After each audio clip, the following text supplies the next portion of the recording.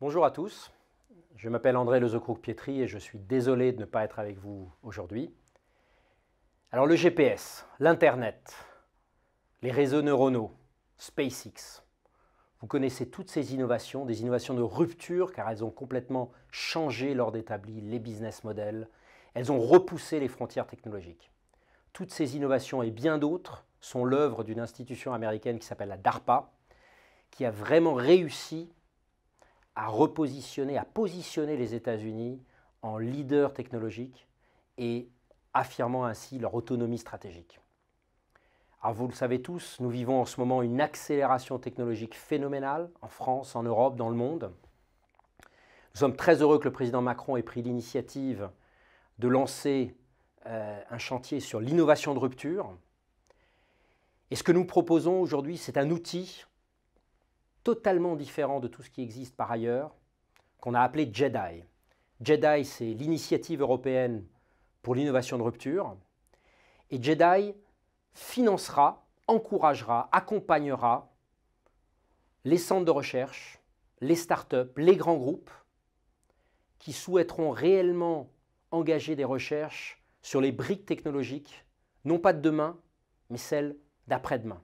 Celles qui vont être importantes dans 5 ans, 10 ans. Celles où aujourd'hui aucune entreprise ne prend le risque de se lancer car c'est trop loin, trop dur, trop risqué. Alors la méthodologie est radicalement différente. D'abord, ce sera un outil probablement franco-allemand et peut-être européen. Tout simplement parce qu'on pense que la taille du marché domestique, la taille des moyens à déployer doit être à l'échelle franco-allemande, si ce n'est continentale. Ça sera certainement pas une bureaucratie, ça sera un outil extrêmement agile qui décidera vite, en quelques jours ou en quelques semaines, et certainement pas en quelques mois.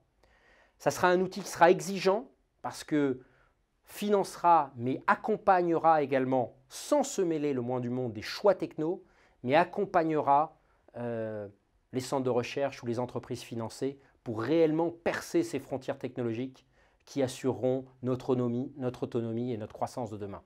Alors les thèmes, vous les connaissez tous, mais ce sont ces thèmes qu'on va essayer de pousser vraiment au maximum. C'est autour de l'intelligence artificielle, c'est autour de la cybersécurité, c'est évidemment les nano et biotechnologies, c'est le fast computing, mais c'est aussi des thèmes autour du stockage, de la mobilité électrique.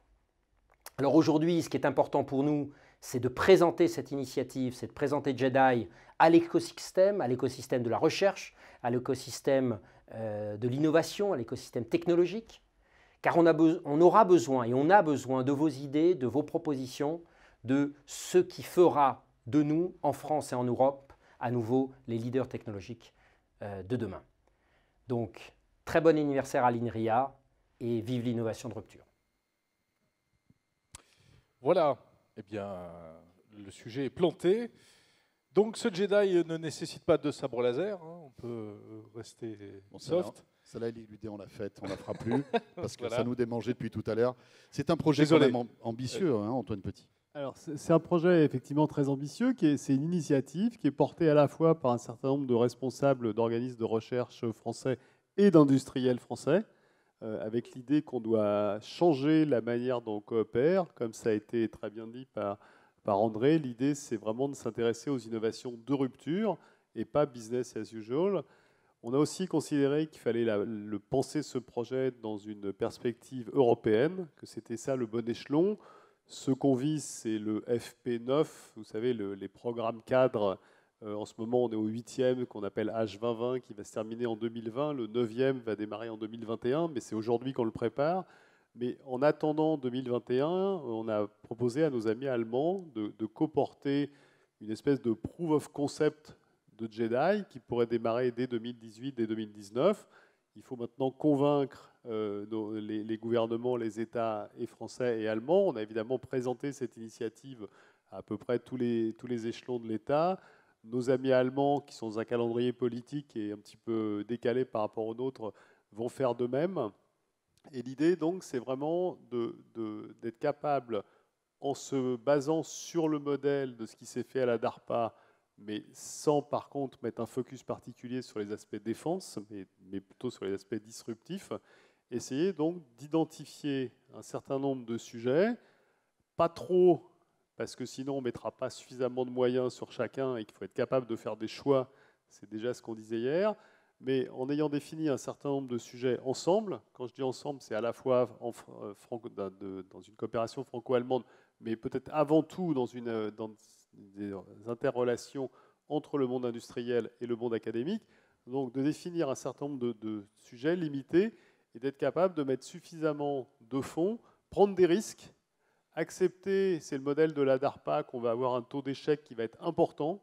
Et ça, c'est quelque chose en France et en Europe, on a un petit peu de mal à accepter. Donc on aura un taux d'échec important. Et j'ai envie de dire, si on a un taux d'échec trop faible, ça prouvera qu'on n'a pas pris assez de risques.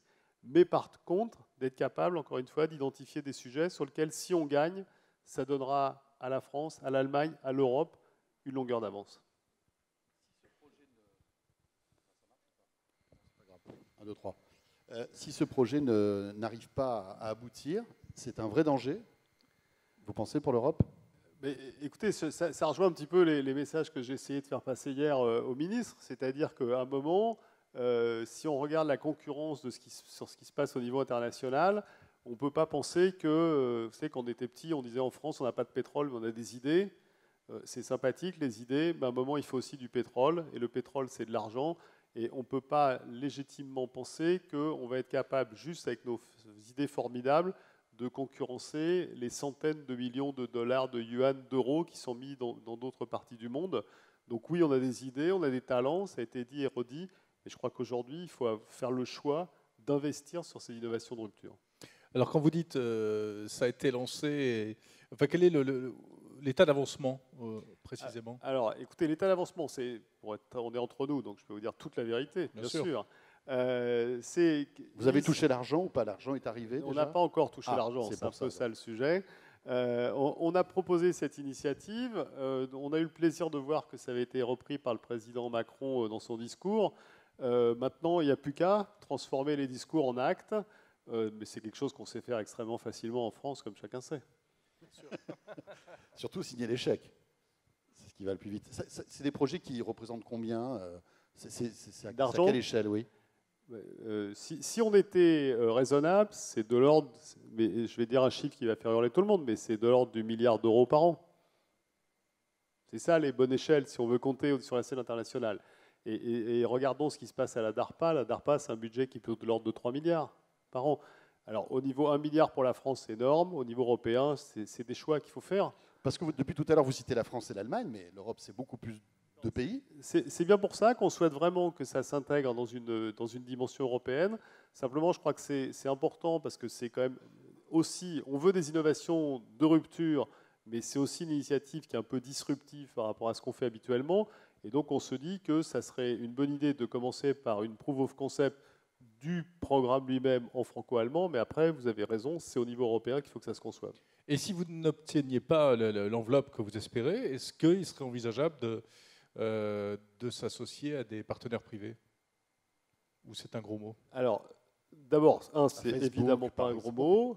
Deux, comme je l'ai dit dès le départ, cette initiative qui est portée à la fois par des patrons d'organismes, mais aussi par des patrons d'entreprises. Je ne vais pas les citer parce qu'on en a vu plusieurs et que certaines ont dit oui, mais il faut voir. Mais il y a vraiment les grands industriels français, ou beaucoup des grands industriels français se sont déclarés intéressés. C'est clair que c'est forcément dans une perspective publique-privée. Ça c'est incontestable. Sinon, ça ne marchera pas parce que c'est les innovations de rupture, comme ça a été dit par André, c'est vraiment ce qui va créer les produits de demain et les risques. Les sujets sur lesquels on travaillera, c'est des sujets qui doivent être identifiés par les industriels comme des challenges possibles, des choses qu'ils ne savent pas faire aujourd'hui, sinon ils n'ont pas besoin de la recherche académique, des choses risquées, mais que si le risque s'avère, si on réussit, alors potentiellement il y a des marchés derrière. La DARPA, c'est des fonds publics? C'est essentiellement des fonds publics. Essentiellement des fonds publics. Et alors, quel serait le rôle d'INRIA là-dedans? L'INRIA sera dans cette initiative, ou est dans cette initiative, un peu, j'ai envie de dire, la tête de pont de toute la recherche en intelligence artificielle, en cybersécurité, qui est un élément extrêmement important dans ces innovations de rupture. Il y a des innovations de rupture qui ne sont pas portées par le numérique, il faut en être conscient. Néanmoins, il y a quand même du numérique énormément. Et pour prendre un seul sujet dont on a parlé hier, qui est l'intelligence artificielle, dans lequel j'englobe, n'en déplaise aux spécialistes, la cybersécurité qu'on a évoquée ce matin et la robotique qui vient d'être évoquée. Ça fait vraiment partie des sujets dont on ne peut pas imaginer, si Jedi voit le jour, qu'ils ne fassent pas partie des priorités. Très bien. Bon, alors le calendrier idéal pour vous, ça serait quoi? Demain matin? Non, je crois qu'il faut aller vite. Il faut aller vite. Alors, on est conscient du fait que c'est difficile, parce qu'encore une fois, c'est une proposition qui elle-même est disruptive, qui en plus, on y intègre une dimension franco-allemande, puis une dimension européenne, et on sait bien que ce n'est pas un gage forcément de rapidité.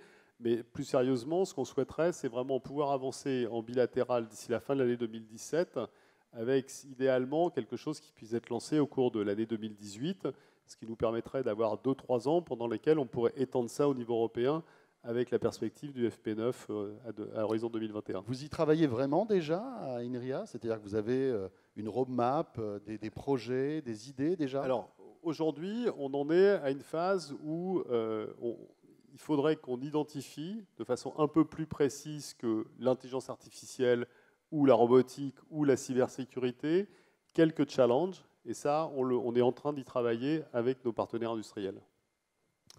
Très bien. Je crois qu'on a fait le tour concernant ce c'est très projet prometteur. Jedi. Ouais. Eh bien, écoutez, on pourrait peut-être lancer ça sur Kickstarter, mais je ne suis pas sûr que ça suffise. Hein. Pas sûr. Voilà, d'accord. Merci beaucoup. Merci Antoine Petit.